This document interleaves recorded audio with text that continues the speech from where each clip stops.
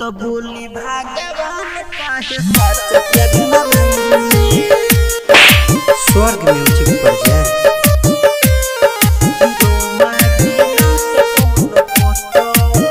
लोग कहेला रउआ बिना पतो नहीं ले, तो बोली भगवान काहे सच्चा प्यार न मिले। कि रउआ बिना तो कौन पतो नहीं ले, तो बोली भगवान काहे सच्चा प्यार न मिले। कि कोई से के केहू बदिलवा लगाई, कि प्यार अब कोइला पर टूट जाता दिले। कि रउआ बिना तो कौन पतो नहीं ले, तो बोली भगवान काहे सच्चा प्यार न मिले। कि रउआ बिना तो कौन पतो नहीं ले, तो बोली भगवान काहे सच्चा प्यार न मिले।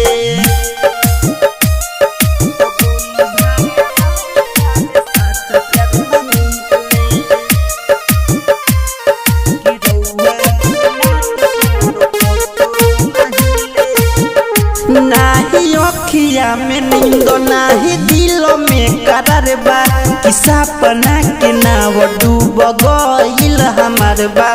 कि आज के रिलेशन कहाँ टिकत बावे, कि टूट गइल दिल भइल प्यार में हार बा। कि दुनिया बना के बानी दुनिया से दूर, यही केहू नाही समझत केहू के फिले।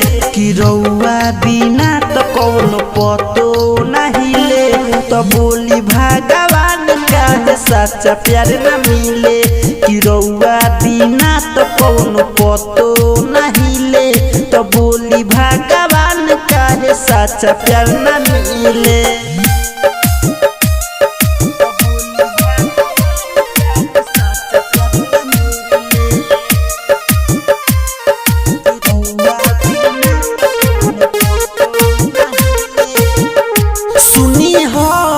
दीवाना हे कोरे पुकार जी, कि बड़ा मतलबी हो गइल संसार जी। कि रोता टूट के आज साहेब सबरिया, कि सोचल सपना सब कइली बेकार जी। कि राइटर के जानी कहे होला बड़ी हानि, कि जियल अब भइल बाटे मुश्किले। कि रउआ बिना तो कौन पतो नहीं ले, तो बोली भगवान काहे सच्चा प्यार न मिले।